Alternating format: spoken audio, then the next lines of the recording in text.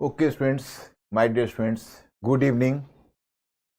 पिछले क्लास में हम लोग मिले थे। फ्रीडम मूवमेंट में स्वतंत्रता आंदोलन के हम लोग लास्ट पॉइंट पर पहुंच चुके हैं। आज भारत को आज़ादी भी मिलेगी, लेकिन विभाजन का दर्द भी झेलना पड़ेगा, दोनों को देखना पड़ेगा।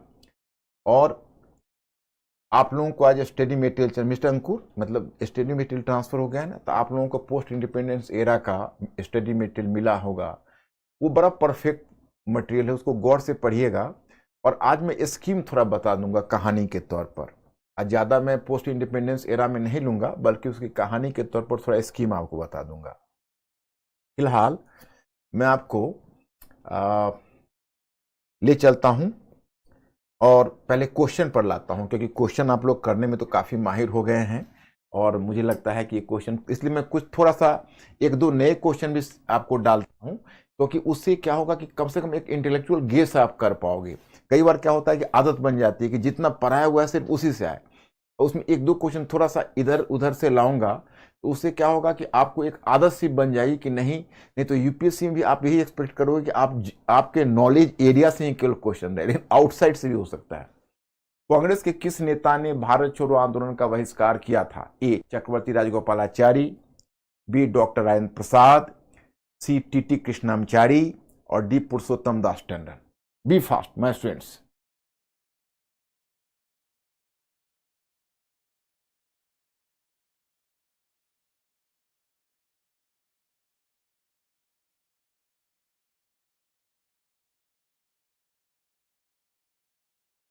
यस, स्मार्ट गाइज, करेक्ट कर दिया आप लोगों ने, गुड। क्वेश्चन नंबर 2, निम्नलिखित घटनाओं को बढ़ते हुए कालक्रम में दर्शाइए।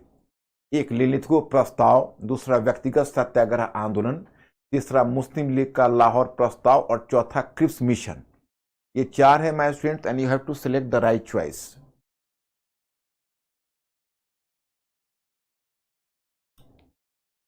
B fast.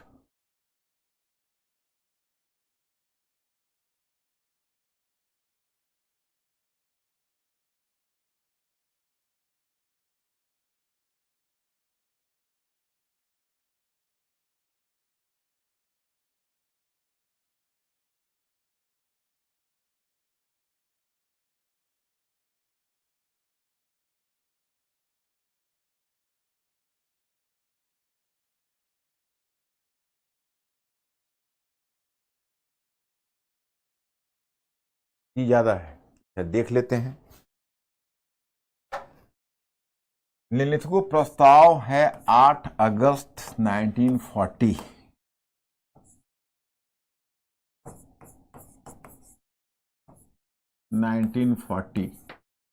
व्यक्तिगत सत्याग्रह आंदोलन है अक्टूबर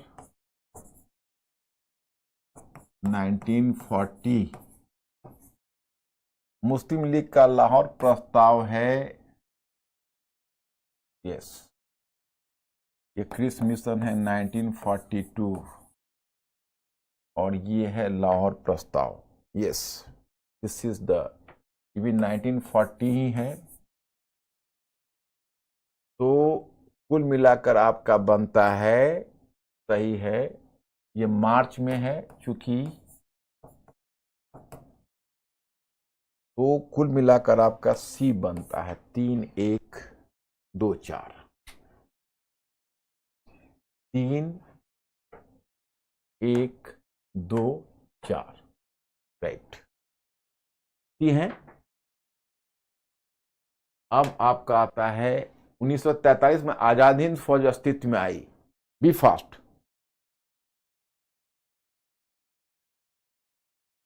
पीछे वाला ही आ रहा है, क्या बता रहे हैं?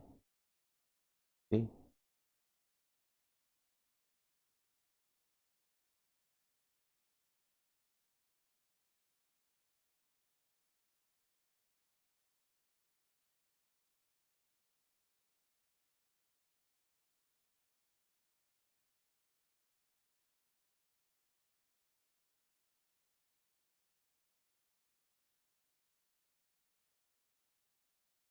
सी, yes, correct. C is the correct answer. अब भारत छोड़ो आंदोलन के मध्य किस क्षेत्र में जातीय सरकार की स्थापना हुई थी? इस पर जरा ट्राई करिए। जातीय सरकार।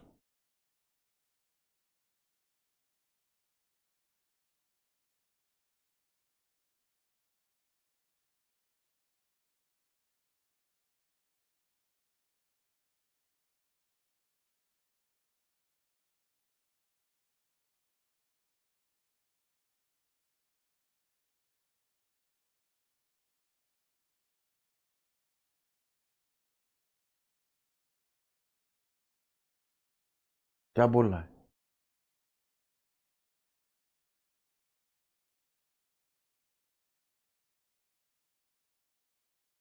सी। Yes, correct answer. C is the correct answer. मेरे स्टूडेंट्स लोग काफी स्मार्ट हो गए, अब क्वेश्चन गलत नहीं करते। अब असर्शन रीजनिंग का क्वेश्चन करो करेक्ट। मुस्लिम लीग को ब्रिटिश सरकार ने वीटो की शक्ति दी। रीजनिंग, सरकार को द्वितीय विश्व में लीग के समर्थन की जरूरत थी।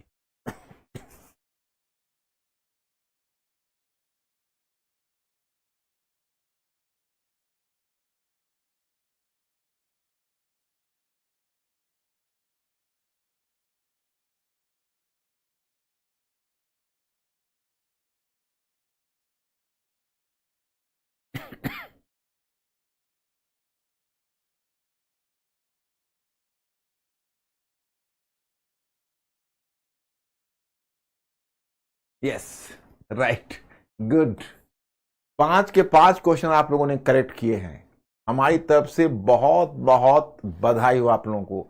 You have made A correct answer of 5 out of 5 questions. It is really commendable. अब चलिए, अब हम लोग जहां थे लास्ट में, हम लोग पहुंच गए थे, याद करिए।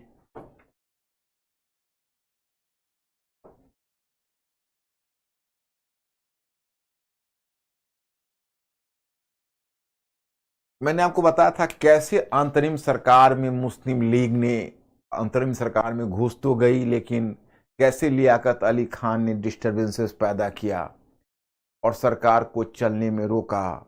तो फिर कैसे अब वल्लभ भाई पटेल पहले कांग्रेस नेता थे जो इस निष्कर्ष पर पहुंच गए कि विभाजन ही भारत की समस्या का एकमात्र समाधान है। और अंत में माय स्टूडेंट्स, मैंने आपको बताया कि 20 फरवरी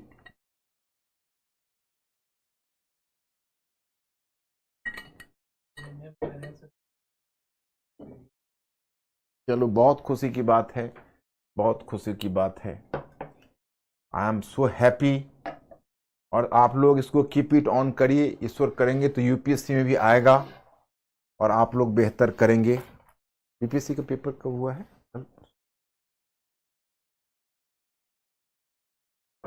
तो मतलब we are so happy now. तो मैं आपको बता रहा था कि तो किस तरह से हम लोग आगे बढ़े, हम उसी की चर्चा करेंगे। इसी सिलसिले में मैं आपको बता रहा था कि जब 20 फरवरी 1947 को एटली की सरकार ने घोषित कर दिया कि 30 जून 1948 तक भारत को आज़ाद कर दिया जाएगा, जो गलत डिसीजन था। और दूसरी बात है, लॉर्ड माउंटबेटन को एक नए वायसराय के रूप में घोषणा हुई। और इधर मैंने आपको बताया कि 20 फरवरी को जब ये घोषणा आ गई कि अब भारत को हर स्थिति में जून 1948 में आज़ादी मिल जाएगी, तो जिन्ना को तो अब एक मौका मिल गया, जिन्ना को तो एक अब टारगेट मिल गया। और जिन्ना उस टारगेट को लेकर बढ़ रहे थे कि भाई अब मुझे किसी तरह से उन प्रांतों पर कब्जा करना है जो मुस्लिम बहुल प्रांत है, परंतु जिस पर मुस्लिम लीग का नियंत्रण नहीं है। तो मुस्लिम लीग का नियंत्रण सबसे पहले, मुस्लिम लीग की निगाह सबसे पहले पंजाब पर पड़ी, क्योंकि पंजाब में आप देखते हो कि वहाँ पर एक सरकार थी। और वह सरकार कौन सी सरकार थी? तो वह सिकंदर हयात खान की सरकार थी। लेकिन सिकंदर हयात खान का तो डेथ हो चुका था। खिजर हयात खान की सरकार थी, यूनानिस्ट पार्टी की सरकार थी, लेकिन वो अकाली दल के समर्थन पर टिकी हुई थी, आपको मैंने बताया। और इसी क्रम में मैंने आपको बताया था कि अंत में जिन्ना ने वहां पर आंदोलन छेड़कर, और एक सविनय अवज्ञा आंदोलन छेड़ा मुस्लिम लीग ने, और मार्च 1947 में पंजाब की उस सरकार को गिरा दिया।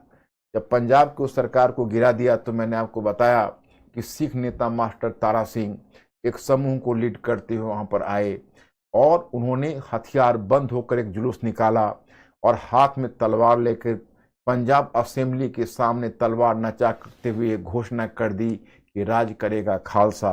और इसी के साथ हिंदू और सिख और मुसलमानों के बीच दंगे शुरू हो गए। तो मार्च 1947 में पंजाब में भी दंगे फैल गए। इतनी बुरी स्थिति है। अब इस बुरी स्थिति में देखिए क्या क्या होना है। अब लॉर्ड माउंटबेटन यहां पर लैंड करता है 24 मार्च 1947 को। वह रॉयल फैमिली से था, राजकीय परिवार से था, और लॉर्ड माउंटबेटन के विषय में कहा जाता है कि उसको बहुत सारी विवेकाधीन शक्तियां देकर, डिस्क्रिशनरी पावर्स देकर भेजा गया था। देखो, फिर क्वेश्चन में आपसे पूछा जा सकता है, तो नहीं तो मैं तो पूछ ही लूंगा कि लॉर्ड माउंटबेटन को क्या आदेश देकर भेजा गया था। तो देखो, उसके पास दो एजेंडा थे। एक था घोषित एजेंडा और दूसरा था अघोषित एजेंडा। मतलब एक कहते हैं घोषित एजेंडा का मतलब है जो एक डिक्लेयर्ड ऑब्जेक्टिव था। डिक्लेयर्ड ऑब्जेक्टिव मतलब आपको क्या करना है। एक अनडिक्लेयर्ड ऑब्जेक्टिव था। अनडिक्लेयर्ड ऑब्जेक्टिव का मतलब है कि आपको क्या करना है। तो डिक्लेयर्ड ऑब्जेक्टिव भी था, अनडिक्लेयर्ड ऑब्जेक्टिव भी था। तो डिक्लेयर्ड ऑब्जेक्टिव यह था कि आपको कैबिनेट मिशन योजना को लागू करने का प्रयत्न करना है। आप याद करिए, कैबिनेट मिशन योजना तो मैं आपको बता चुका हूं, उसमें विभाजन को अस्वीकार किया गया था। एक त्रिदलीय ढांचा स्थापित करने की बात की गई थी, जिसमें एक मध्यवर्ती ढांचा था। मैं स्टूडेंट्स आप लोगों को क्रिस्टल क्लियर होगा। तो उसका घोषित उद्देश्य यही था कि आपको कैबिनेट मिशन योजना को लागू करना है। लेकिन जो अघोषित उद्देश्य था, वो अघोषित उद्देश्य था कि नहीं, आपको कैबिनेट मिशन योजना को लागू नहीं करना है, बल्कि आपको भारत से पैकअप होकर आना है, और इस तरह से पैकअप होकर इंडिया से निकलना है कि दुनिया को ऐसा न लगे कि आप भाग कर आ रहे हो। मैं आपको बताता हूं, हालांकि आप लोगों को ऐसा क्वेश्चन नहीं पूछेंगे, क्योंकि क्वेश्चन की प्रकृति आपकी अलग होती है। लेकिन मैं एक उदाहरण बताता हूं कि एक बार यूपीएससी में एक क्वेश्चन पूछा था कि लॉर्ड माउंटबेटन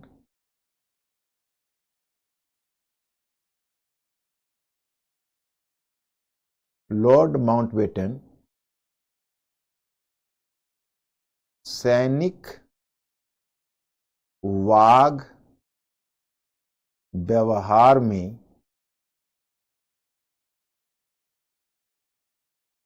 सक्रिया का आदेश लेकर आया था। मतलब लॉर्ड माउंटबेटन सैनिक वाग व्यवहार में सक्रिया का आदेश लेकर आया था। मतलब लॉर्ड माउंटबेटन को कहा गया था कि आप भारत से पैकअप, मतलब देखो ये जो क्वेश्चन पूछा था, तो जब हिंदी में समझ में नहीं आया बच्चों को, भाई क्या पूछा जा रहा है, इसमें था टिप्पणी कीजिए, यानी कमेंट। तो अब ये क्वेश्चन है, तो अब बच्चों को समझ में नहीं आ रहा है कि भाई ये पूछना क्या चाह रहा है। तो वो इंग्लिश में पढ़ा, तो इंग्लिश में था कि Lord Mountbatten came with an order to organise a retreat in military parlance and operation. फिर इंग्लिश में नहीं समझ में आया, फिर हिंदी में जाके पढ़ा, वो भी समझ में नहीं आया। ये ऑप्शनल की बात बता रहा हूं। तब 4 शॉर्ट नोट्स में 3 पूछते थे, लिखना होता था। अब तो ऑप्शनल में 5 के 5 लिखने होते नहीं, तब की बात बता रहा हूं। तो उन्होंने क्या किया, बच्चों ने इसको छोड़ के और उसके अथवा में इसके बदले जो क्वेश्चन था उसको लिख कर चले आए। तो बाद में मुझे पूछा तो मैंने कहा कि देखो, है तो बहुत आसान क्वेश्चन। मतलब ये क्या पूछ रहा है कि लॉर्ड माउंटबेटन सैनिक वाग व्यवहार में, वाग व्यवहार का मतलब सैनिक शब्दावली में, जैसे हम और आप अगर पीठ दिखाते हैं यानी पीछे हटते हैं तो कायरता मानी जाती है। लेकिन जो सैनिक पीछे हटती है तो उसको स्ट्रेटेजिक माना जाता है, सामरिक रणनीति मानी जाती है। बल्कि कई महत्वपूर्ण मुद्दे पर मैं आपको बताऊं कि सैनिकों से अपेक्षा की जाती है कि आप समय पर पीछे हट के अपने आप को सुरक्षित कर लो, क्योंकि अगर आप समय पर पीछे नहीं हटे, मतलब ये मानना होता है कि अगर आप समय पर पीछे नहीं हटे और तो अगर कोई कमांडर ने गलती की निर्देश देने में और इस कारण से सोल्जर्स की कैजुअलिटीज हो गई तो गलत वीरता दिखाने में उसको उल्टा कोर्ट मार्शल हो जाएगा। तो मतलब सैनिक बाग व्यवहार में संक्रिया का आदेश लेकर आया था का मतलब ये हुआ कि जो सैनिक जो पीछे हटते हैं स्ट्रेटेजिकली पीछे हटते हैं, हमारा हटते हैं तो भागते हुए पीछे हटते हैं। तो उनका ये मतलब कहने का इस क्वेश्चन का उद्देश्य यह था कि लॉर्ड माउंटबेटन को कहा गया कि आप भारत से पैकअप होकर आइए, लेकिन भारत से आप ऐसे पैकअप होकर आइए ताकि दुनिया को यह न लगे कि आप भाग कर आ रहे हैं। मतलब you have to pack up from India but you have to return to India in the manner the rest of the world should not come to know or should not do the guesswork or should not have the hint you have just fled from India while leaving your responsibility। ये उनका basic emphasis था। लेकिन आप लोगों को ऐसा question नहीं पूछेंगे, आप चिंता मत करिए। तो लॉर्ड माउंटबेटन आया तो उसका तो हिडन एजेंडा था कि भारत को सेफली ब्रिटिश को भारत से निकालो। और जब 24 मार्च को लैंड किया इंडिया में तो उस दिन पाकिस्तान दिवस मनाया जा रहा था, क्योंकि इसी तिथि को 24 मार्च को ही लाहौर प्रस्ताव पारित हुआ था। जो अभी क्वेश्चन जो मार्च वाले में था, मार्च 1940 में, हालांकि आप लोगों ने इस क्वेश्चन को पकड़ के करेक्ट कर दिया, ये रियली मेरे लिए बहुत उत्साह की बात है, बड़ी खुशी की बात है। तो जब उस प्रश्न को हमने देखा तो I was really excited to observe the question कि तुमने उसको करेक्ट कर दिया। तो वही 24 मार्च को पाकिस्तान दिवस मनाया जा रहा था, उसी दिन वो लैंड किया। तो उसको लगा कि भाई भारत में अब कैबिनेट मिशन योजना को ऐसे भी लागू करवाना मुश्किल है, बेहतर है कि भारत से बांटो और भागो, अब यही एक चारा है। तो पहले इसके लिए भारतीय नेताओं से वार्ता करने की आवश्यकता थी। तो एक बार यूपीपीसीएस में क्वेश्चन पीटी में पूछा कि लॉर्ड माउंटबेटन ने पहले किससे वार्ता की, फिर किससे वार्ता की, फिर किससे वार्ता की। मुझे लगता है कि शायद इसमें भी आपको दिया जा सकता है, दिया गया होगा। एक मिनट, नहीं नहीं,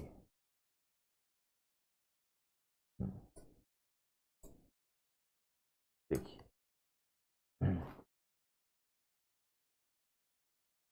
जैसे हम आपको कुछ एक्स्ट्रा इंफॉर्मेशन दे देते हैं।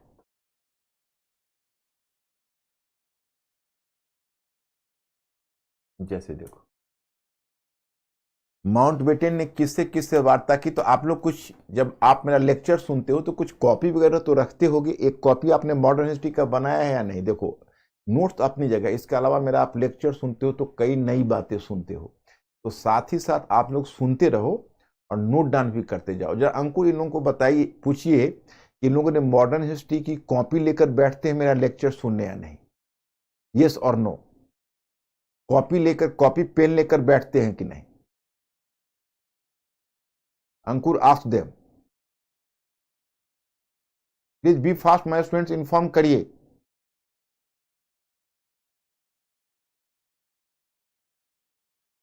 यस। तो आप यही जान लीजिए कि जब माउंटबेटन जब इंडिया आया तो उसने भारतीय नेताओं से वार्ता की। तो मैं आपको बताना चाहता कि माउंटबेटन किस सीरीज में भारतीय, माउंटबेटन ने भारतीय नेता से वार्ता की। अब वार्ता करने का क्रम क्या है मैं आपको बताता हूं। इनका क्रम यह है कि पहले पटेल, फिर नेहरू, फिर गांधी, और फिर जिन्ना। तो पहले पटेल को टटोला, तो पटेल तो पहले से ही खार खाए बैठे हुए थे, क्योंकि लियाकत अली खान बहुत परेशान कर रहा था अंतरिम सरकार में, इंटरिम गवर्नमेंट में, मैंने आपको बताया। तो पटेल ने कहा कि मैं तो मानता हूं कि भाई विभाजन ही भारत के लिए, माने इंडिया के लिए बढ़िया है, हमें मंजूर है। लेकिन उन्होंने पहले ही माउंटबेटन को कहा कि जाके पंडित जी से बात करिए, क्योंकि पंडित जी मतलब नेहरू जी के बारे में थोड़ा डाउट था कि कहीं वो, हालांकि नेहरू जी भी इस बात को समझते थे। तो जाके नेहरू जी से बात की तो उन्होंने भी कहा कि देखिए मैं तो मानता हूं कि विभाजन ही इसका सोल्यूशन है, दूसरा अब क्या रास्ता है। और उधर दंगे तो फैले ही हुए थे। तो फिर गांधी जी से वार्ता की। तो कई आलोचक कहते हैं कि गांधी जी पर विभाजन को थोपा गया, लेकिन ऐसी बात नहीं है। मैं आपको बताऊं कि गांधी जी ने 1942 में, मैं आपको बताऊं 1942 में, पीछे की बात बता रहा हूं, इसमें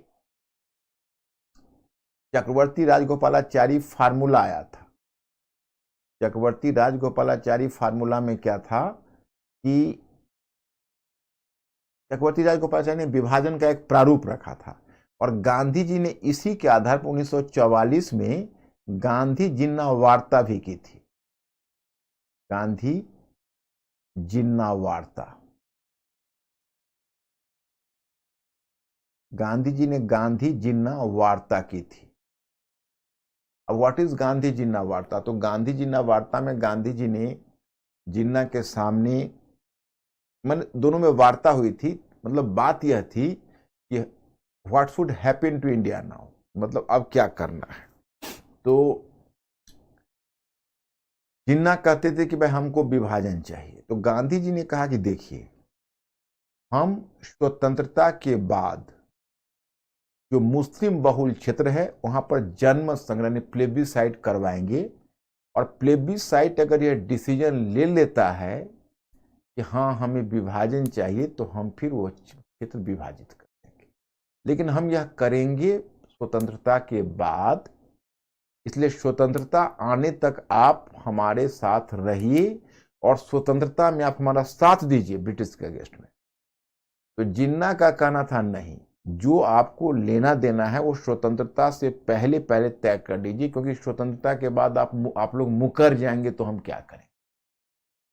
इस पर जिन्ना तैयार नहीं हुई, और 1944 में गांधी जिन्ना वार्ता टूट गई। तो ये कहना कि गांधी जी पर विभाजन थोपा गया, ये इसलिए मुनासिब नहीं है कि गांधी जी भी इस रियलिटी को समझ गए थे कि भाई विभाजन का कोई उपाय नहीं। हालांकि इस बात से उनको काफी दुख हुआ था। इसलिए तुम देखोगे 1945 के बाद उन्होंने कहीं किसी ब्रिटिश हुक्मरान से वार्ता नहीं की। माउंटबेटन प्लान भी था, माउंटबेटन एक बार आके गांधी जी से मिला, गांधी जी ने उसको एक्सेप्ट कर लिया। गांधी जी ने कहा कि मुझे भी अब लगता है कि अब इस विभाजन का कोई, उसके बाद वो इतनी दुखी हुए कि एक्टिव पॉलिटिक्स से दूर दूर ही रहे, कांग्रेस की राजनीति से। आप इतना तक देखोगे 15 अगस्त को पूरा देश आजादी की खुशियां मना रही थी। नेहरू जी का प्रसिद्ध संभाषण हुआ था कि at the strike of the midnight the whole world sleeps and India is waking up to life and freedom, but Gandhi was staying in Calcutta, a suburban region very far from Delhi the capital, where the celebration was going on. ये अपने आप में एक बहुत बड़ी इस बात की सूचना है कि गांधी जी अंत में कितने दुखी थे इस विभाजन से। तो लेकिन उनको स्वीकार करना पड़ा, कोई चारा नहीं था। तब अंत में तब जिन्ना से मिले माउंटबेटन, तो कहा कि जिन्ना साहब आपका पंजाब और बंगाल बटेगा। तब तक जिन्ना पूरा पंजाब और पूरा बंगाल के लालच में थे, उनके लालच थी। लेकिन अब सवाल है, अगर 52% या 51% जनसंख्या मुसलमान है, तो 48%, 49% तो हिंदू जनसंख्या भी है। तो यही बात पहले कैबिनेट मिशन योजना ने कहा कि देखिए विभाजन वैज्ञानिक रूप से संभव नहीं है साइंटिफिकली, क्योंकि अगर हम पंजाब और बंगाल के मुसलमानों को आत्मनिर्णय का अधिकार देते हैं, तो पंजाब और बंगाल के जो हिंदू होंगे उनका फिर कैसे होगा। तो वही जिन्ना ने कहा, जिन्ना को माउंटबेटन ने कहा कि जिन्ना साहब पंजाब और बंगाल बटेगा, दो विभाजन होगा। एक तो पाकिस्तान की तरफ अगर पंजाब और बंगाल जाएगा, तब विधानमंडल डिसीजन लेगा, तो फिर आपको मतलब पंजाब और हिंदू बहुल जो पंजाब और बंगाल है, वो फिर उसमें भी जन्म संग्रह होगा, उसमें हिंदुओं से भी पूछ, जन्म संग्रह नहीं सॉरी, मतलब हिंदू जो मत है उसका अलग डिसीजन होगा कि अगर हिंदू चाहते हैं कि भाई हम अलग रहें तो फिर वो अलग होने की का अनुमोदन होगा, तो आपका पंजाब और बंगाल बट जाएगा। तो जिन्ना ने थोड़ा सा अपना चेहरा लटकाने का अभिनय किया, उन्होंने कहा कि फिर तो आप हमको ट्रंकेटेड और मॉथ ईटेन पाकिस्तान दे रहे हैं। ट्रंकेटेड और मॉथ ईटेन का मतलब हुआ सरा गला पाकिस्तान कटा छटा दे रहे हैं। तो माउंटबेटन ने कहा कि जिन्ना साहब अब यही मिल रहा है आपको, यही अब रखिए। तो जिन्ना कभी तो मेंटेलिटी यही थी, 9 नगद 13 उधार, जो मिल रहा है उसको लेकर निकले। तो वो भी राजी हो गए। तब माउंटबेटन यहां से उड़ा लंदन। लंदन उड़ा और लंदन में उसने वहां के हुक्मरानों से वार्ता की, वहां से अनुमोदन लिया। वहां से अनुमोदन लेकर जो एटली की सरकार थी उससे अनुमोदन लिया, और उससे अनुमोदन लेकर उसने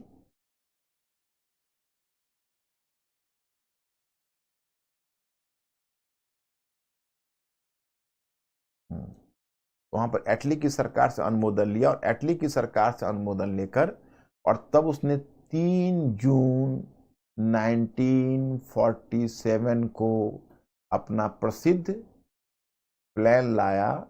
लेकिन जिस प्लान को आप माउंटबेटन प्लान कहते हो, उससे पहले मैं एक प्लान आपको बता रहा हूं कि जैसे माउंटबेटन प्लान से पहले जब वो आया था तो उसने एक डिक्की बर्ड प्लान, इसको बोलते हैं डिक्की बर्ड प्लान। तो एक सवाल उठता है कि भाई डिक्की बर्ड प्लान क्या था? तो माउंटबेटन का बचपन का नाम था डिक्की बर्ड। तो उनकी जो एक्चुअली जो बड़ी बहन थी वो उसको डिक्की बर्ड बोलती थी, माउंटबेटन को। और बाद में एडवीना भी उसको डिक्की ही बोलती थी, मतलब it was another name, pen name for, मतलब पेन नेम नहीं सॉरी, मतलब फैमिली नेम फॉर माउंटबेटन। तो माउंटबेटन तो उसका ऑफिशियल नेम माउंटबेटन है। उसी को उसने जो पहली योजना दी उसको बोलते हैं डिक्की बर्ड प्लान। तो देखो, जिसको तुम माउंटबेटन प्लान कहते हो, ओरिजिनली यह तैयार किया हुआ है वीपी मेनन और वल्लभ भाई पटेल का। आप कहोगे वीपी मेनन कौन है, तो आगे आपको वीपी मेनन से और भी परिचय होगा। वो एक्चुअली उस समय भारत में होम सेक्रेटरी था, गृह सचिव था, बाद में राज्य विभाग का सचिव भी बना, और वो पटेल का दाया हाथ था। जो वीपी मेनन था वो केरला का ब्राह्मण था, बहुत प्रतिभाशाली था। मतलब आप यही समझिए, he is the first example in the history of India who by dint of his by dint of his talent he might rise from the status of a clerk to the home secretary of India। मतलब अपनी प्रतिभा के बल पर एक clerk से वो भारत सचिव के पद, सॉरी गृह सचिव के पद तक गया। इतना बड़ा पद था, तो बड़ा प्रतिभाशाली था। बेसिकली वही प्लान बनाया, उसको पटेल ने भी मदद की, जिसको आप माउंटबेटन प्लान कहते हो। तो हुआ क्या कि डिक्की बर्ड प्लान में जो उटपटांग योजना माउंटबेटन ने रखी, तो पटेल को अनुमान हो गया था, क्योंकि उसने उसने नेहरू को, पंडित नेहरू को बुलाया शिमला, माउंटबेटन। वहीं पर उसको प्लान पहले से नेहरू से डिस्कस करना था। तो पटेल को लग गया कि अगर पंडित जी, पंडित बोलते थे, अगर पंडित जी को कोई उटपटांग प्लान माउंटबेटन दे दिया तो पंडित जी इतने गर्म हो सकते हैं कि वह पार्टीशन से ही भाग जाएंगे और फिर हम सबके लिए एक प्रॉब्लम हो जाएगा। तो उसने एक दूसरा रास्ता खोजा, एक दूसरा उपाय तलाशा, और उसने यही किया, एक रास्ता निकाला। उसने कहा कि भाई, सॉरी, पटेल ने एक रास्ता निकाले। उन्होंने बीपी मेनन को अपने प्रयास से भेज दिया कि आप भी जाइए शिमला, और वहां अगर आपको ऐसा लगे कि वार्ता टूटने के कगार पर आ गई तो आप इस प्लान को रख दीजिएगा, जिसको आप माउंटबेटन प्लान कहते हो।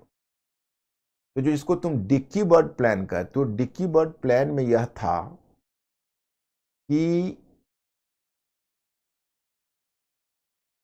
जितने भी ब्रिटिश इंडिया के राज्य हैं और जितने भी देसी राज्य हैं उन सबको स्वतंत्र कर दिया जाए, और ब्रिटिश इंडिया और देशी राज्यों को यह विकल्प दिया जाए कि वो चाहें तो भारत का निर्माण करे, चाहे तो पाकिस्तान का निर्माण करे, या फिर स्वतंत्र रहे, जैसा वो चाहे अपना निर्णय ले ले। तो इसको जवाहरलाल नेहरू ने जब इसको देखा इस प्लान को, तो उन्होंने कहा कि अरे ये तो प्लान बाल्कन है। प्लान बाल्कन एक्चुअली एक फ्रेज है, मुहावरा। पूर्वी यूरोप में क्या हुआ कि कई टुकड़ों में बट गया था, जब पुराने साम्राज्य टूटे तो बाल्कन क्षेत्र छोटे छोटे राज्यों में बट गया था। तो उस समय से एक मुहावरा चल निकला, बाल्कनाइजेशन। तो उसने कहा कि भाई it is just like a balkanisation, ये तो बाल्कनाइजेशन है, तो भारत कई टुकड़ों में बट जाएगा, ये तो बहुत बुरा होगा। तो पंडित नेहरू ने इस प्लान को रिजेक्ट कर दिया। तो वही वीपी मेनन ने अपना वाला प्लान रखा, जो उन्होंने पटेल के साथ बनाया था, कि वैसे आप लोग भी जरा देख लेते कि अगर यह प्लान आपको बेहतर लगता है तो आप इसी प्लान को देख लीजिए। और तब उसने यह प्लान लाया जिसको हम कहते हैं Mountbatten plan. That is called Mountbatten plan. इसमें था कि भारत और पाकिस्तान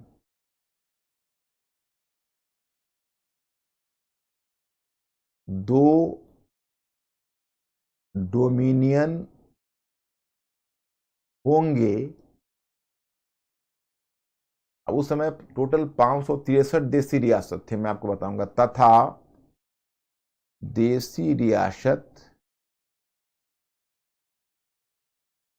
अपने क्षेत्र के अनुसार विलय का निर्णय लेंगे, लेकिन कंपलसरी नहीं किया गया। देखो मैं आपको बताऊं, एक हिच बना रहा, जो मैं देशी रियासतों के विलय में बताऊंगा।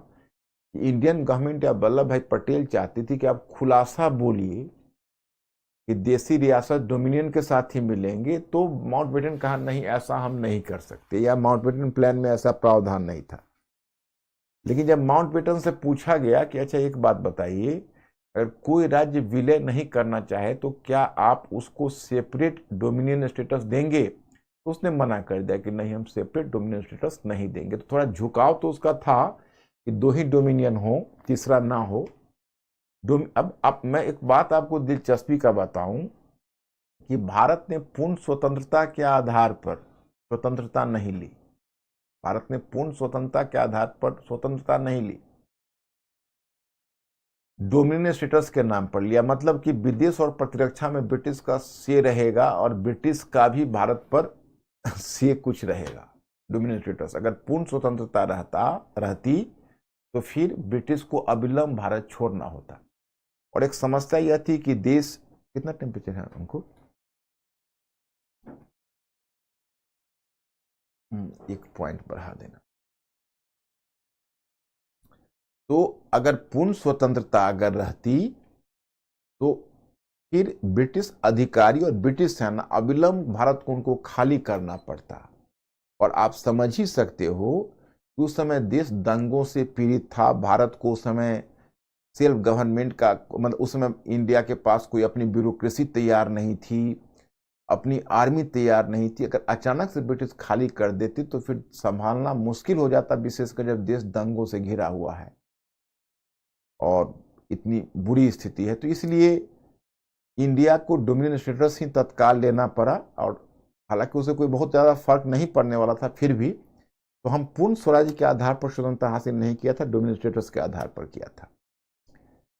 तो इस तरह से आप देखते हैं कि दोनों, पाकिस्तान को भी, तो खैर पहले तो तय हुआ था कि क्योंकि भारत में तुम अब जानते हो कि स्वतंत्रता के बाद भी भारत का जो वायसराय थे वो, मतलब अंतिम अंग्रेज वायसराय माउंटबेटन ही था, और स्वतंत्रता के बाद भी रहा उस समय तक। बाद में फिर वही पद चक्रवर्ती राजगोपालाचारी को दिया गया। तो यह इसलिए ऐसा हुआ क्योंकि उस समय की जरूरत थी। थोड़ा सा एक टेम्परेचर बढ़ा दो, कूलिंग है। कितनी बार समझा चुका हूं तुम लोगों को डोमिनियन स्टेटस। जैसे प्रतिरक्षा और विदेश में अगर ब्रिटिश का से हो तो फिर डोमिनियन स्टेटस है, और पूर्ण स्वतंत्रता का मतलब है कि ब्रिटिश का कोई से नहीं, भारत कंप्लीटली स्वतंत्र रहेगा, तो उसको कहते हैं पूर्ण स्वतंत्रता। और डोमिनियन स्टेटस का मतलब हुआ कि प्रतिरक्षा और विदेश में ब्रिटिश का से बना रहेगा। तो वही है, दोनों के बीच का अंतर है।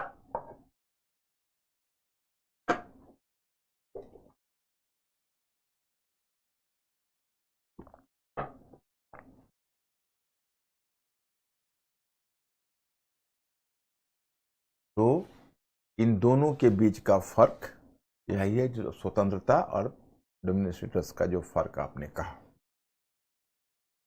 तो मैं स्टूडेंट्स इस तरह से यह तय हुआ। उसके बाद तब जो जिसको माउंटबेटन प्लान कहते हो वह 3 जून को रखा गया।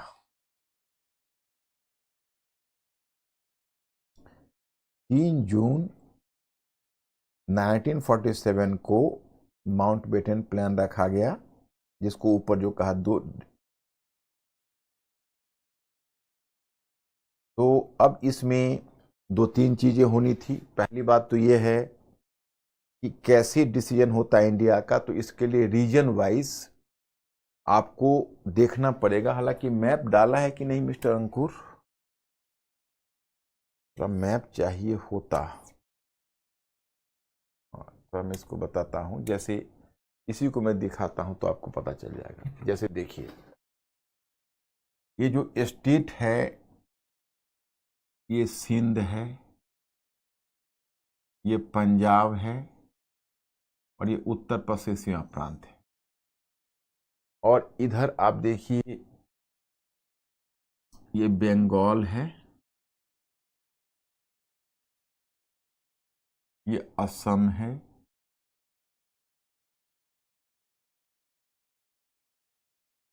तो ये बलूचिस्तान है।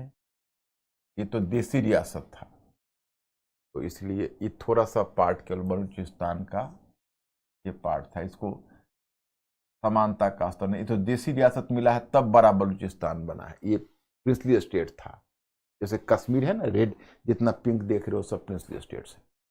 तो इसमें तय ये हुआ, जो मैं आपको बताना चाहता कि इसको समझना, जैसे जो निर्णय होना था पाकिस्तान के विभाजन में, उसमें पंजाब, बंगाल और सिंध, इसके विधानमंडल को डिसीजन लेना था कि वह भारत में जाएगा अथवा पाकिस्तान में। और बंगाल और पंजाब के असेंबली को दोहरा निर्णय लेना था कि अगर मेजॉरिटी, जैसे सिंध, फिर एक बार मैं बोल देता हूं, सिंध, पंजाब और बंगाल के विधानमंडल को निर्णय लेना था क्या वो पाकिस्तान में जाएंगे। और सिंध को तो नहीं, लेकिन पंजाब और बंगाल के असेंबली को दोहरा निर्णय लेना था कि अगर वो मेजॉरिटी पाकिस्तान में जाएगा तो क्या वहां की माइनॉरिटी इंडिया में रहना चाहेगी, और अगर वो रहना चाहेगी तो फिर विभाजन होगा पंजाब और बंगाल का। तो ये डिसीजन था। नेक्स्ट वन, बलूचिस्तान के असेंबली विधानमंडल को बलूचिस्तान में निर्णय लेना था। केवल 2 जगहों पर जनमत संग्रह होना था, याद करना, मैं प्रीलिम्स में मैं कल पूछूंगा। एक उत्तर पश्चिम सीमा प्रांत, जिसको आप कहते हो खैबर पख्तूनवाला, जो अफगानिस्तान के बगल में, खैबर पख्तूनवाला जो अफगानिस्तान के बगल में है, इसको जनमत संग्रह यहां होना था। और जनमत संग्रह होना था असम के सिलहट जिले में। असम तो इंडिया में रहना था, लेकिन जो असम का सिलहट जिला है वो जाना था पाकिस्तान में। तो दूसरा डिसीजन असम के सिलहट जिले को लेना था कि असम के सिलहट जिले को इंडिया में रहना है या पाकिस्तान में जाना है। तो अब उसमें देखिए क्या एक पॉलिटिक्स है जो मैं आपको बताता हूं। जैसे पाकिस्तान, पंजाब में, बंगाल में और सिंध में असेंबली ने निर्णय दिया, वहां असेंबली में मेजॉरिटी वोट पाकिस्तान के पक्ष में ही थे। उत्तर पश्चिम सीमा प्रांत में कांग्रेस की सरकार थी, डॉक्टर खान साहब की सरकार, समझ रहे हैं। तो अगर असेंबली में देखेंगे तो वहां पर जो मेजॉरिटी होगी वो तो कांग्रेस की होगी, और कांग्रेस की होगी। और खान अब्दुल गफ्फार खान, जो डॉक्टर खान साहब जो प्रधानमंत्री थे वहाँ के, वहाँ प्रधानमंत्री कहा जाता था, उसके बड़े भाई, इनको सीमांत गांधी बोलते हैं, वो विभाजन के बिल्कुल ही अलग थे। उनका तो यहाँ तक कहना था कि अगर विभाजन ही हो रहा है तो फिर हमको पख्तूनिस्तान मिले, हम अलग पख्तून राज्य बनाएंगे, हम पाकिस्तान में नहीं रहेंगे। अगर वहां पर अगर विधानमंडल को डिसीजन रहना होता था तो डिफीट करा देता पाकिस्तान को, कहता कि हम इंडिया के साथ रहेंगे। वहां पर माउंटबेटन ने एक मतलब वहां माउंटबेटन प्लान में डिसीजन लिया गया कि यहाँ पर जनमत संग्रह, और जनमत संग्रह होने पर दिक्कत क्या थी कि जनमत संग्रह पर पब्लिक इतना कॉम्युनलाइज हो चुकी थी तब तक कि पब्लिक डिसीजन पाकिस्तान के पक्ष में ही लेती। तो वही खान अब्दुल गफ्फार खान कांग्रेस अपेक्षा कर रहे थे कि आप लोग अपोज करिए और विधानमंडल से निर्णय लेवाइए, क्योंकि विधानमंडल अगर निर्णय लेगा तो फिर वैसी स्थिति में हमारी बढ़त हो जाएगी। लेकिन बात नहीं मानी गई और उसमें कांग्रेस के बाकी नेताओं ने भी चुप्पी साध ली, क्योंकि चुप्पी साधने की वजह भी थी, हालांकि बुद्धिमानी का काम किया। अब बताओ, अफगानिस्तान के बॉर्डर पर यहाँ अगर इंडिया का रीजन मिलता भी 1 मिनट के लिए तो इंडिया कंट्रोल कैसे करता उसको। और फिर आज वो समझिए कि एक बहुत बड़ा हम लोगों के लिए रिसने वाला घाव हो जाता, कश्मीर से ही बहुत बड़ी प्रॉब्लम हो जाता हो। तो ऐसी स्थिति में मतलब खान अब्दुल गफ्फार खान कांग्रेस से भी मतलब दुखी हुए, गांधी जी से शिकायत की और गांधी जी ने भी इस बात को एडमिट किया कि हाँ कुछ तो हुआ। लेकिन अंत में खान अब्दुल गफ्फार खान ने हुआ कि जनमत संग्रह ही होगा, तो खान अब्दुल गफ्फार खान और जो उनकी पार्टी थी खुदाई खिदमतगार, उसने जनमत संग्रह को बहिष्कार कर दिया। 99% वोट पाकिस्तान के पक्ष में चला गया, उत्तर पश्चिम सीमा प्रांत भी पाकिस्तान के पक्ष में चला गया, सिंध पाकिस्तान के पक्ष में गया, बलूचिस्तान पाकिस्तान के पक्ष में निर्णय लिया, और पंजाब और बंगाल ने दोहरा निर्णय लिया कि हम मेजोरिटी पाकिस्तान के पास जाएगा और जो माइनॉरिटी होगी वो इंडिया में रहेगी। तो पंजाब और बंगाल का विभाजन होना था और असम के सिलहट जिले ने पाकिस्तान में जाने का निर्णय लिया। तो असम से सिलहट जिले काटकर पाकिस्तान को जनमत संग्रह के आधार पर मिल गया। अब चूंकि विभाजन होना था पंजाब और बंगाल का, तो एक कमिटी बनाई जानी थी, जो जिसको कहोगे आप रेड क्लिफ कमीशन बना, जो बॉर्डर कमीशन। तो red Cliff commission, Shri red Cliff एक ब्रिटेन का लॉयर था, कभी हिंदुस्तान घूमा नहीं था, हिंदुस्तान आया नहीं था, हिंदुस्तान का कोई एक्सपीरियंस नहीं था, और उसने भारत में सरहदें खींच दी। तो इस तरह से विभाजन हुआ। और उसके बाद जो बाकी, चूंकि इंडिया और पाकिस्तान का फाइनल विभाजन था तो कुछ फंड था जो ब्रिटेन, एक्चुअली मैं तो आपको बताया था कि सेकेंड वर्ल्ड वॉर में ब्रिटेन भारत का कर्जदार हो गया था। तो ब्रिटेन भारत का कर्जदार हो गया था, तो कुछ फंड ऐसा था जो अवेटिंग फंड था, वो फंड ट्रांसफर होना था इंडिया को। तो चूंकि वह फंड ट्रांसफर होना था, तो वो जो फंड ट्रांसफर होना था उसका विभाजन इंडिया और पाकिस्तान के बीच होना था। इंडिया और पाकिस्तान के बीच उस फंड का विभाजन होना था। तो फिर तय हुआ कि भाई किस प्रकार से विभाजन हो। तो इंडिया और पाकिस्तान के बीच फंड का विभाजन अपने आप में बहुत बड़ी बात थी। तो वही एक वहां पर उस फंड का विभाजन भी उस समय की एक बड़ी समस्या थी कि किस तरह से वो फंड, जो माउंटबेटन को ही वो फंड बांटना था भारत और पाकिस्तान के बीच, वो फंड इंडिया माउंटबेटन के ही देख रेख में था। एक ये मुद्दा था। तो इतने मुद्दे हो गए। तो अब मैं फिर एक बार रिवाइज करा दूं। सिंध का असेंबली ने और बलूचिस्तान और सिंध की असेंबली ने निर्णय लिया कि हम पाकिस्तान में जाएंगे। पंजाब और बंगाल की असेंबली ने दोहरा निर्णय लिया कि मेजोरिटी पाकिस्तान में जाएगा और माइनॉरिटी इंडिया में रहेगा, इसलिए वहाँ विभाजन हुआ पंजाब और बंगाल का। और उत्तर पश्चिम सीमा प्रांत में असम के सिलहट जिले में जो जनमत संग्रह हुआ, वो जनमत संग्रह में वो पाकिस्तान के साथ, यही स्थिति। तो ये हो गया विभाजन। अब ये माउंटबेटन प्लान जब तैयार हो गया, तो माउंटबेटन प्लान को लेकर लॉर्ड माउंटबेटन यहां से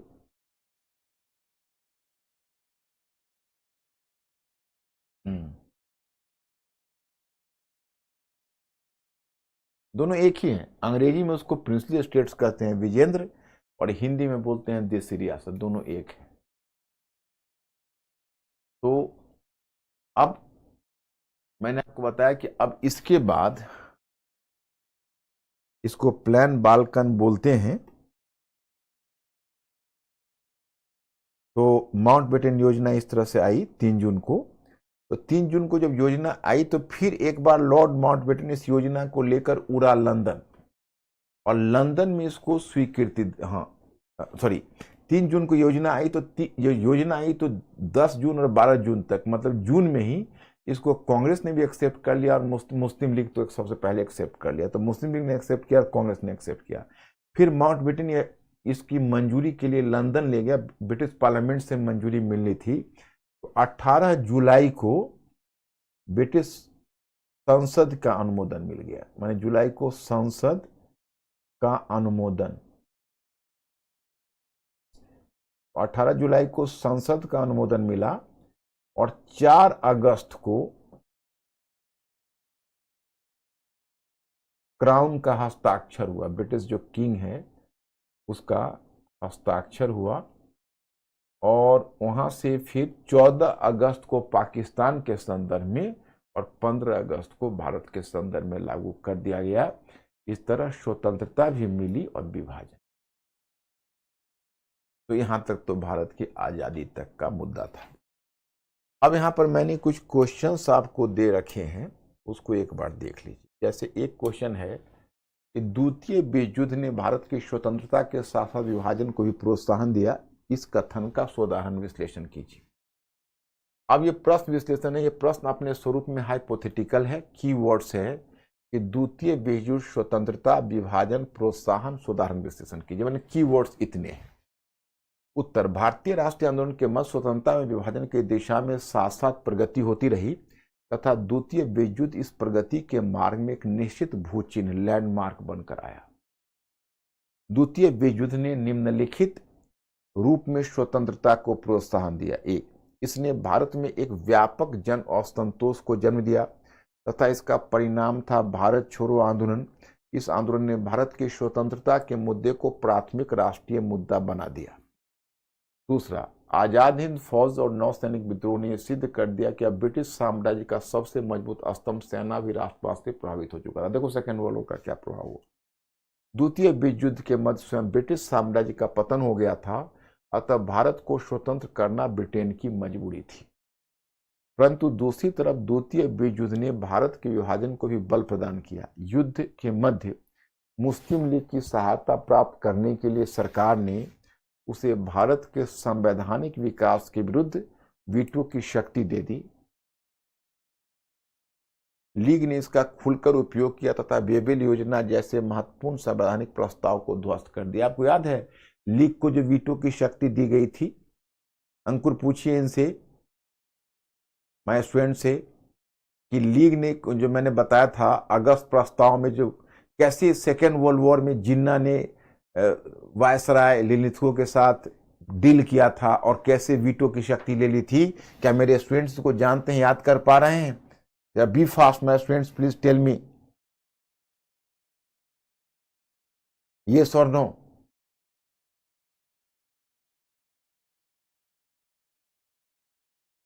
याद है ना? तो एक क्वेश्चन दूंगा 2019 में पूछा है, और वो आप लोग पहले ट्राई करोगे, मैं पहले डिस्कस कर लूंगा, पहले आप लोग ट्राई करोगे उस क्वेश्चन को।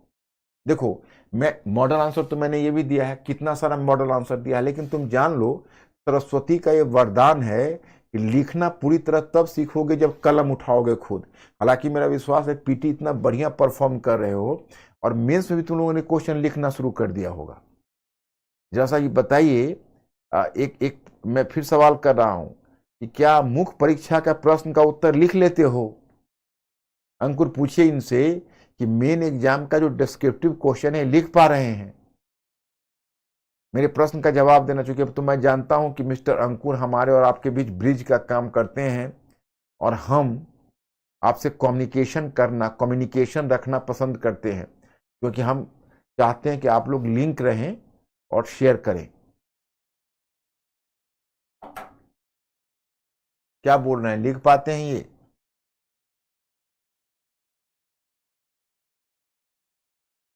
नहीं लिख पाते हैं?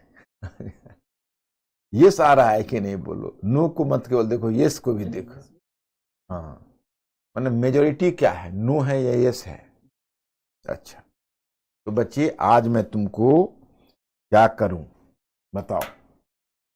धीरे धीरे जैसे पीटी का क्वेश्चन करना सीख गए हो वैसे ही मेंस का क्वेश्चन करना सीख जाओगे। जैसे देखो एक क्वेश्चन देता हूं तुमको, हाँ ये तो क्वेश्चन पूरा हो गया। इस प्रकार द्वितीय विश्व युद्ध ने भारत की स्वतंत्रता एवं इसके विभाजन दोनों को, देखो लिखना क्यों नहीं सीखोगे, देखो मैं आपको बताता हूं। ये तो आपको, ये क्वेश्चन का पार्ट नहीं है, पहले मैं आपको बता दूं ये क्वेश्चन का पार्ट नहीं है, ये आपको एक्सप्लेन करके दिया गया है कि आप इसको देखिए, क्वेश्चन हाइपोथेटिकल है, पकड़ लेते हो तुम लोग, इस तरह का शब्द है। जब क्वेश्चन कोई होता है, देखो राइटिंग सीखो, कोई जब क्वेश्चन होता है, क्या बोल रहे हैं वो, सभी लोग नहीं है, ज्यादातर लोग। अच्छा मैं तुमको राइटिंग सिखाऊंगा और तुम लोग कुछ कितने 15 डेज में यस बोलोगे, 15 डेज में तुम लोग यस बोलोगे, मैं तुमको राइटिंग सिखाऊंगा। अब सभी लोग राइटिंग सीखने पर ध्यान दो, आ जाओ। द्वितीय विश्व युद्ध ने भारत की स्वतंत्रता के साथ साथ विभाजन को भी प्रोत्साहन दिया। तो इस कथन का सोदाहरण विश्लेषण कीजिए। तो इतना तो आप लोग पकड़ लेते हो, एक चीज तो आप लोग सीख गए हो, क्वेश्चन हाइपोथेटिकल है या क्वेश्चन आर्गुमेंटेटिव है, इसका तुम बड़ी आसानी से जवाब देते हो यस और नो। तो ये क्वेश्चन हाइपोथेटिकल है, तो मतलब इसको सिद्ध करना है।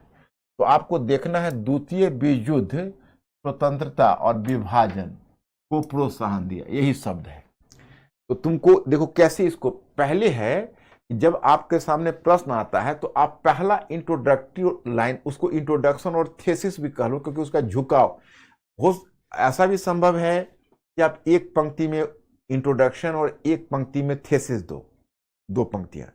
ऐसा भी है कि एक ही पंक्ति में इंट्रोडक्शन और थेसिस दे के निकल जाओ और क्वेश्चन को उठा लो। तो इसमें देखो एक ही सेंटेंस में दोनों दे दिया गया है कि भारतीय राष्ट्रीय आंदोलन के मर्म स्वतंत्रता एवं विभाजन की दिशा में साथ साथ प्रगति होती रही तथा द्वितीय विश्व युद्ध इस प्रगति के मार्ग में एक निश्चित भूचिन्ह, भूचिन्ह कहते हैं जैसे आप बढ़ रहे हो, लैंडमार्क उसको अंग्रेजी में बोलते हैं, जब आप कहीं जा रहे हो तो उस रास्ते को भूलो नहीं, वहां पर क्रॉस लगा दो, और चाहे वहां से रास्ता जहां से मुड़ता है उसको भूचिन्ह कहते हैं।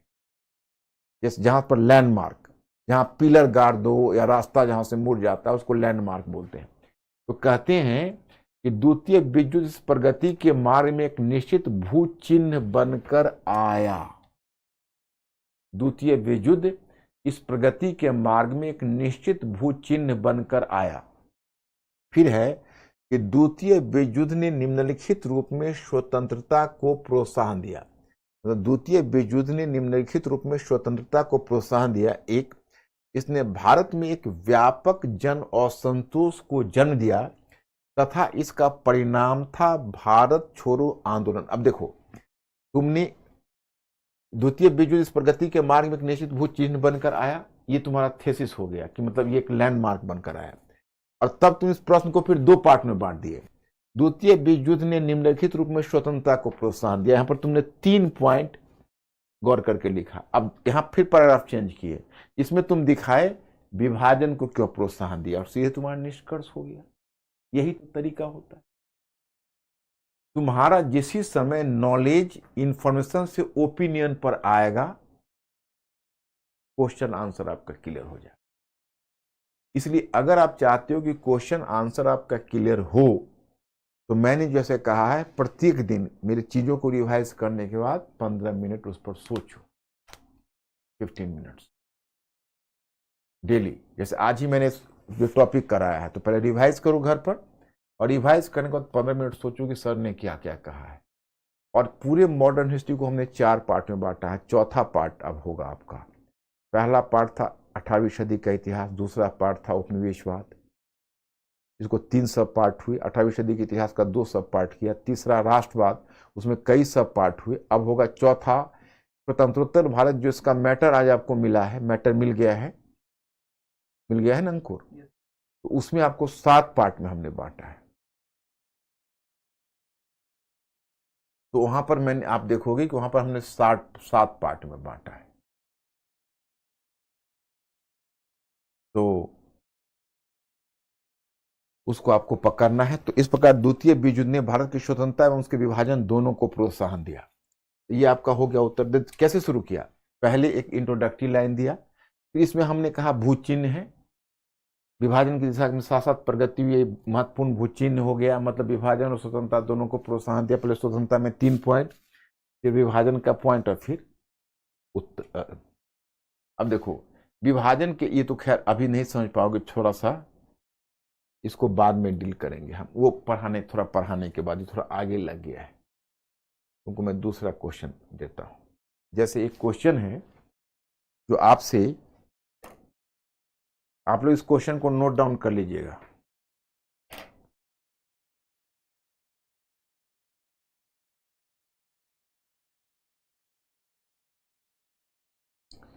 उन कारकों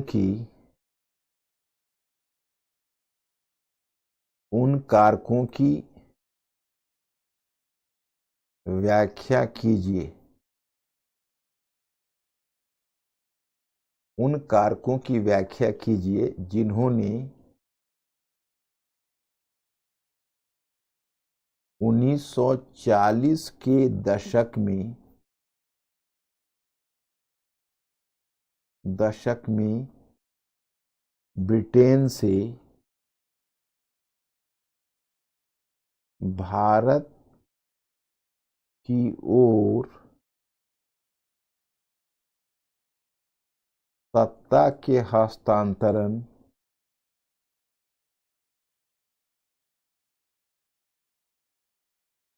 के मुद्दे को जटिल सत्ता के हस्तांतरण के मुद्दे को जटिल बना दिया, जटिल बना दिया। अब अंकुर इस प्रश्न को दिखाओ और पूछो उन लोगों से कि ये प्रश्न कैसा है। ये यूपीएससी का है, यूपीएससी में 250 शब्द का है, थोड़ा बड़ा है, और ये 2019 का है यूपीएससी में। अब जरा इनसे पूछिए कि ये प्रश्न हाइपोथेटिकल है या आर्गुमेंटेटिव है। ये प्रश्न हाइपोथेटिकल है या आर्गुमेंटेटिव है।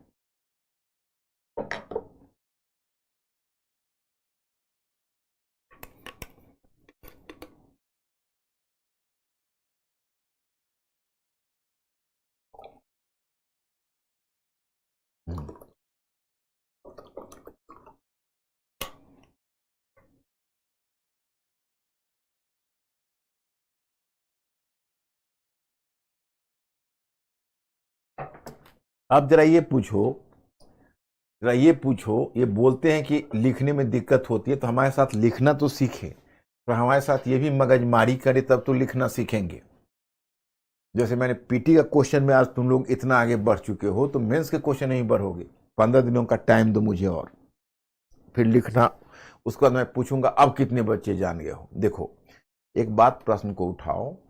यहाँ पर जो प्रश्न है ये, तो इसमें पूछ रहा है कि 1940 के दशक में उन कारकों की व्याख्या की जिन्होंने सत्ता के हस्तांतरण को जटिल बना दिया। तो मैं आप लोगों से जानना चाहता हूं कि आपको ऐसा क्या लगता है, जटिल मतलब कॉम्प्लेक्स, जो लंदन से जो 1940 के दशक का मतलब है 1941 और 47 के बीच, यानी 1940 1947 के बीच, 1940 1947 के बीच ऐसा कौन सा कारक है क्योंकि ब्रिटेन से भारत की जो सत्ता का हस्तांतरण है वो जटिल हो गया है, यानी कॉम्प्लेक्स हो गया है, थोड़ा कठिन हो रहा है। मैंने समस्या क्या आ रही है सत्ता को ब्रिटेन से। जैसे ब्रिटेन भी देखोगे कि भाई अब 1940 के दशक में लगभग ये बात समझ चुका है सेकेंड वर्ल्ड वॉर के बाद कि भारत छोड़ना पड़ेगा। फिर दिक्कतें क्या है, मतलब मुद्दा सत्ता के हस्तांतरण के मुद्दे को जटिल क्यों हो गया है। तो थोड़ा सा कुछ तो क्लू दो तुम लोग, कुछ क्लू दो जल्दी, तो मैं फिर बताता हूं।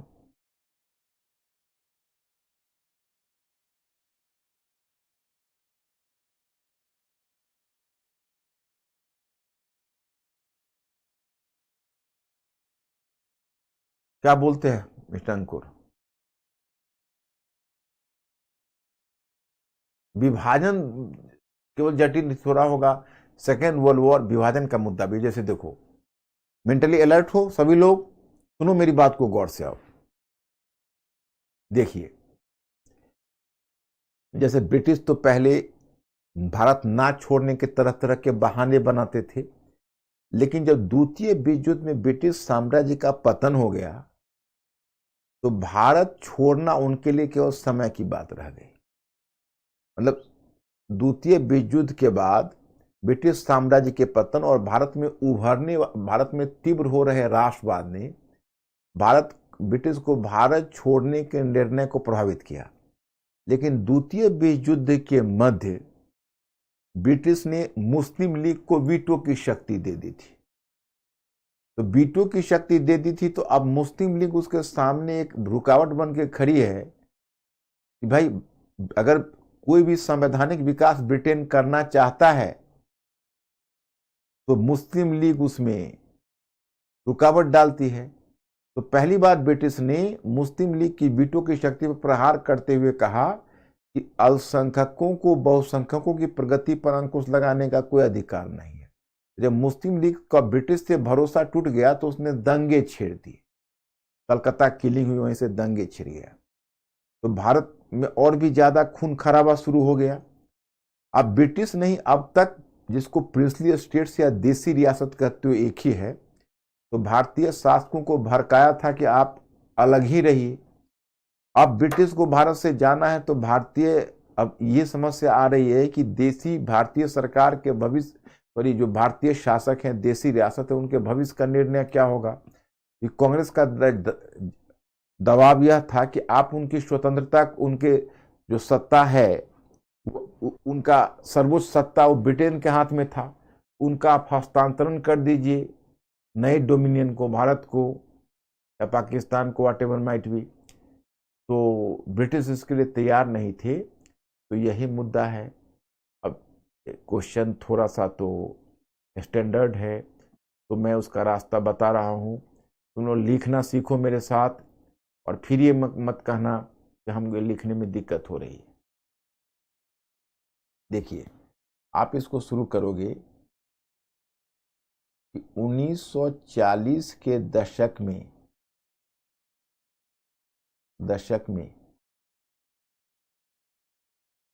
द्वितीय विश्व युद्ध से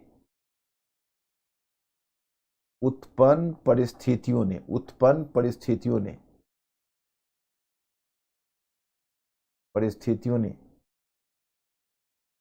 ने ब्रिटेन से भारत की ओर सत्ता हस्तांतरण को जटिल बना दिया था। अब तुम्हारा एक अच्छी शुरुआत हो गई है, लेकिन तुमको लिखने में दिक्कत यह होती है कि जब तुम कलम उठाते होगे तो समस्या आती होगी कि पहली पंक्ति क्या शुरू करें, और जो मॉडल आंसर लिख कर देता उसको गौर से पढ़ते नहीं, और क्लास में लिखवाना ऑनलाइन क्लास में बड़ी मुश्किल हो जाती है। तो मेरे हाथ यहाँ बंध जाते हैं। पीटी के क्वेश्चन तो मैं तुमसे पूछ लेता हूँ, और मेंस के क्वेश्चन में मैं कहूँ कि लिख के दिखाओ तो पंक्तियाँ तो मैं तो मतलब मुश्किल है, आप तो समझ ही सकते हो। तो तुम लोग एक काम करो, मैं लिखाना बताऊंगा और तुम लोग विजुअलाइज एकदम बगुले की तरह ध्यान लगाए रखना कि कैसे हम सेंटेंस शुरू करते हैं, और जो मॉडल आंसर देंगे उसको बार बार पढ़ना। और जीएस में क्वेश्चन को पॉइंट में तोड़ तोड़ कर लिख सकते हो, ज्यादा विजिबल होना चाहिए, परीक्षक को दिखे। अब जैसे 250 शब्द का क्वेश्चन है, तुम लोग इसको इलाज कर लेना, हम इसका रास्ता बता देते हैं। रास्ता हम बना दिया था। अब इसमें कह देंगे उत्पन्न परिस्थितियों ने जटिल बना दिया। जैसे इंपॉर्टेंट शब्द को हम अंडरलाइन भी कर सकते हैं, ऐसा कुछ नहीं। ये परिस्थितियां निम्नलिखित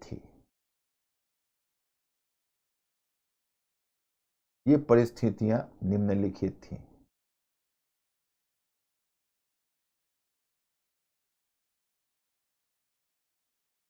एक महाशक्ति के रूप में ब्रिटेन के पतन एक महाशक्ति के रूप में ब्रिटेन के पतन तथा भारत में तीव्र हो रहे राष्ट्रवाद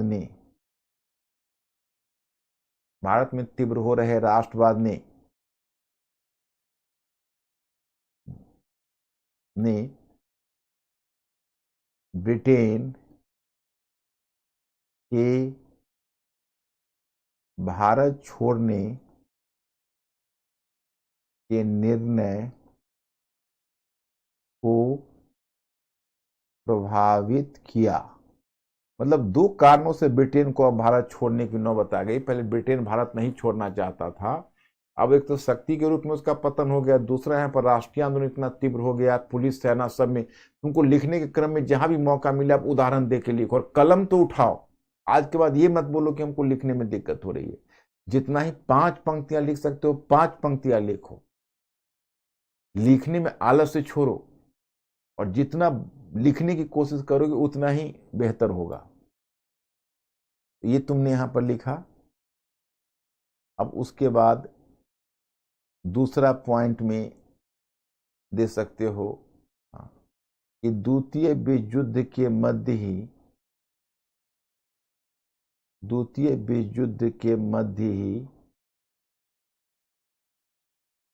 मुस्लिम लीग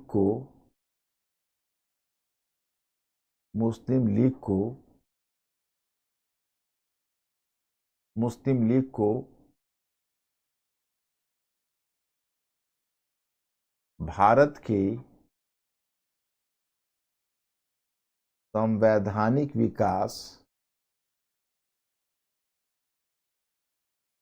संवैधानिक विकास के विरुद्ध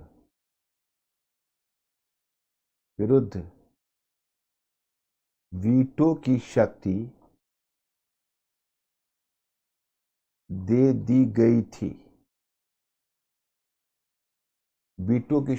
दी गई थी। भारत के संवैधानिक विकास के विरुद्ध वीटो की शक्ति दे दी गई थी। इस कारण ब्रिटिश के भारत छोड़ने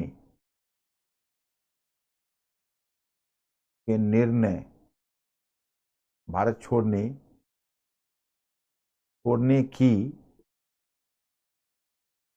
प्रक्रिया में बाधा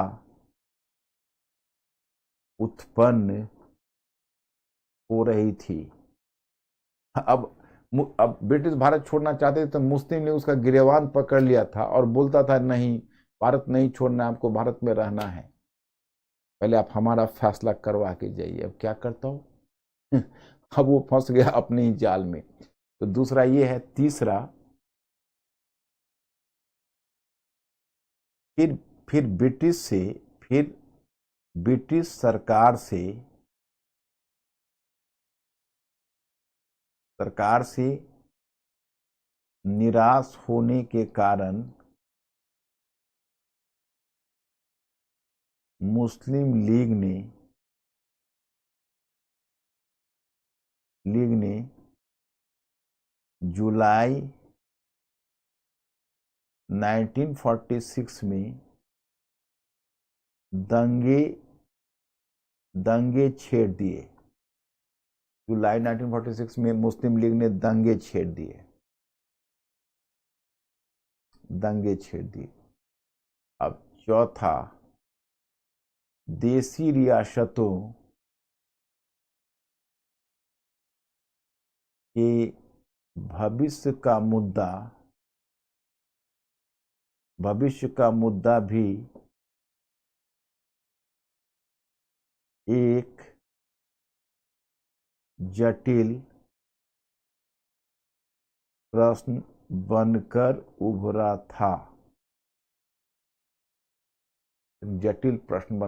था। अब ये 4 चीजें दे दिए, इसी को इलेबोरेट कर दोगे और पैराग्राफ चेंज करके और तब कंक्लूजन दे देना, इसी 4 को इलेबोरेट कर दो, हो जाएगा।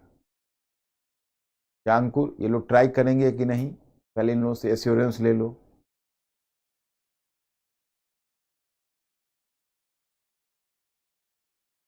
My students please assure me, आप लोग ट्राई करोगे इस क्वेश्चन को? Be fast.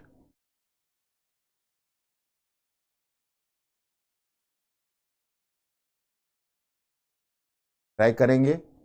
यस, ट्राई जरूर करना।